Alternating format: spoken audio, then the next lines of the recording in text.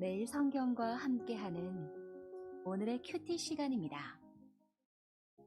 8월 25일 오늘의 말씀은 이사야 34장 1절에서 17절입니다.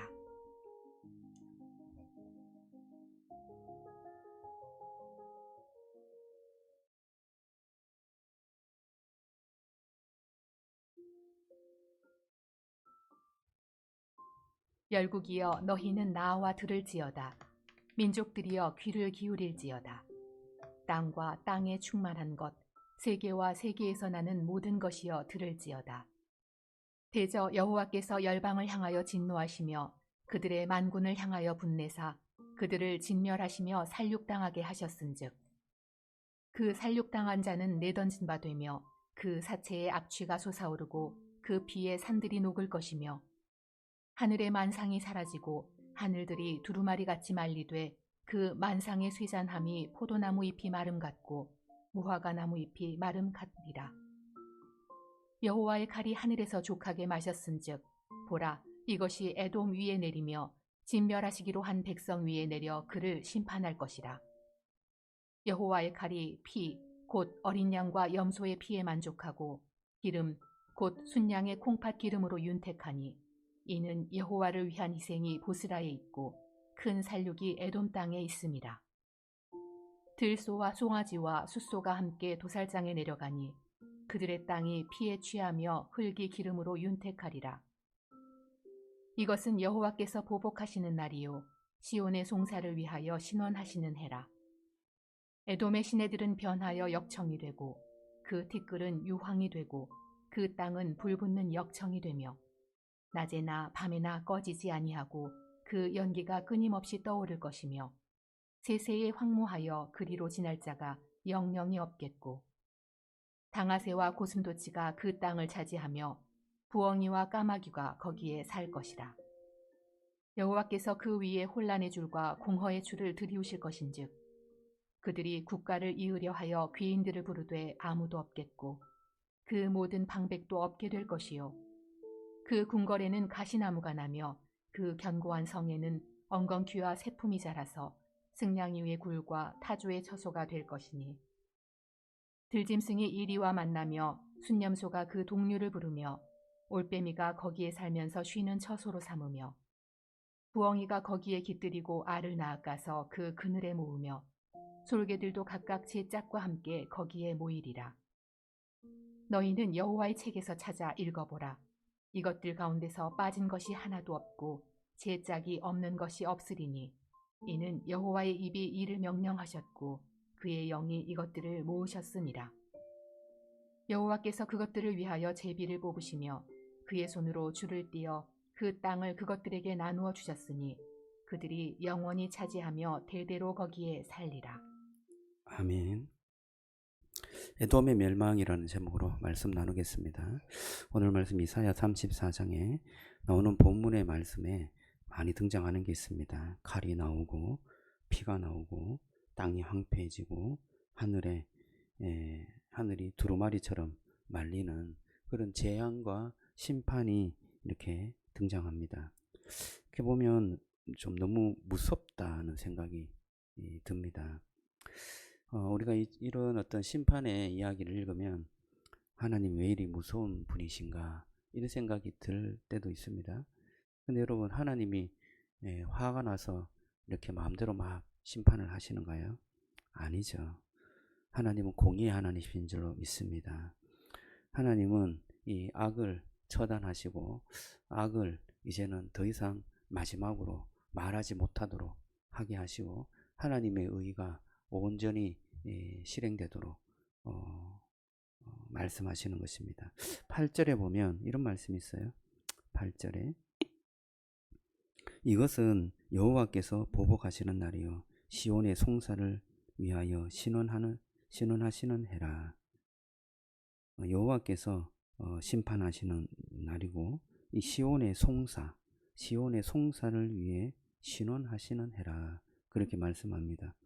하나님은 억울한 사람의 그러한 눈물을 절대로 잊지 않으십니다.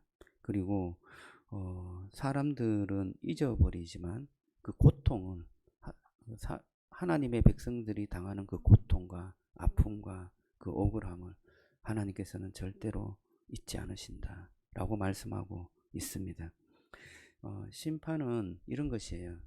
이 마지막 하나님의 심판, 이것은 악한 사람에게는 이게 정말 두려운 것입니다. 그러나 고통받는 사람에게는 소망이 되겠죠. 힘겹고 어렵게 살아가는 사람에게는 소망이 되고, 또 하나님을 신실히 믿는 믿음의 사람에게는 그게 바로 구원이 되고 그게 우리의 소망이 되는 것입니다. 여러분, 저와 여러분들이 주님께서 다스릴 그 나라를 소망하는 그러한 저와 여러분들이 되기를 주님의 이름으로 축복합니다. 오늘 말씀에는 에돔이라는 나라에 대해서 말씀하고 있는데요. 이 에돔은 유다를 계속해서 괴롭히고 또 고난을 방조했던 그러한 나라입니다. 결국에 하나님의 백성을 괴롭힌 나라인데요. 하나님께서 심판을 하십니다.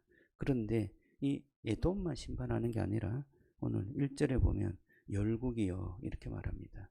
열국에 대한 하나님의 심판의 메시지다 라는 것을 알 수 있습니다. 그것을 보면 저와 여러분들도 이 심판 아래 포함되어 있다는 것을 알 수가 있습니다. 그렇다면 이 심판에서 누가 어떻게 벗어날 수 있는가? 이 심판을 읽으면서 우리가 이 심판에서 어떻게 벗어날 수 있지? 라는 그러한 생각이 드는 것입니다. 이사야 53장 5절에 보면 이렇게 말씀합니다. 그가 찔림은 우리의 허물이요 그가 상함은 우리의 죄악 때문이라. 누가 죽었습니까? 예수님이 십자가에 죽으셨습니다. 십자가는 우리에게 두 가지를 보여줍니다. 하나는 죄가 얼마나 심각한가 라는 것을 보여줘요. 이 죄의 해결을 위해서 하나님의 아들이 죽어야 하는가, 이런 어떤 마음이 드는 거죠. 죄가 너무나 심각하고 이 죄의 문제를 해결할 수 없기 때문에 하나님의 아들이 오셔서 이 문제를 해결하셨습니다 라고 우리가 고백할 수밖에 없습니다. 동시에 십자가는 하나님이 우리를 얼마나 사랑하시는지 보여준다 라고 할 수 있습니다. 하나님의 아들이 이 세상에 오셔서 우리를 위해서 죽으셨잖아요. 이 죽음이 하나님의 사랑을 보여주는 것이다. 하나님의 사랑이 이토록 너희를 향하고 있다 라는 것을 말씀하고 있습니다.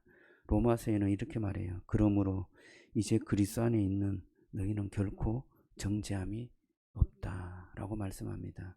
우리에게 정죄함이 없도록 하기 위해서, 심판이 없도록 하기 위해서 그의 아들을 보내주셔서 그의 아들에게 심판을 내리게 하시고, 우리는 그 심판에서 벗어나서 그리스도가 누리는 그 영광과 은혜를, 그 기쁨과 그 안식을 우리에게 구원으로 주신 줄로 믿습니다. 저와 여러분들에게는 더 이상 정죄가 없는 줄로 믿습니다. 그래서 우리는 주님의 말씀을 신뢰하고 믿을 수 있습니다. 16절에 보면 이런 말씀이 있어요. 너희는 여호와의 책에서 찾아 읽어보라. 이것들 가운데서 빠진 것이 하나도 없고 제짝이 없는 것이 없으리니 이는 여호와의 입이 이를 명령하셨고 그의 영이 이것들을 모으셨음이라. 세상에 그 동물들도 암수와 수컷, 이 짝이 있잖아요.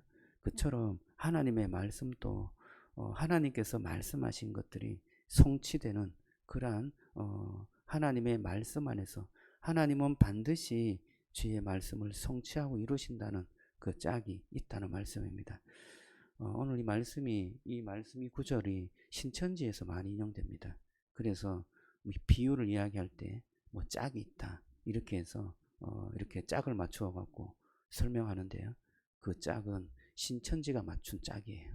그래서 모든 말씀은 자기가 의도대로 짝을 맞출 수 있습니다. 그러나 여기에서 말하는 짝이라는 것은 하나님께서 한 문장도 땅에 떨어지지 않고 성취하고 이루신다 라는 말씀으로 인용된 말씀이라는 것을 기억하시고 그 말씀을 꼭 붙잡고 그 말씀이 성취된다는 것을 믿고 하나님을 신뢰하고 따르는 저와 여러분들이 되기를 주님의 이름으로 축복합니다.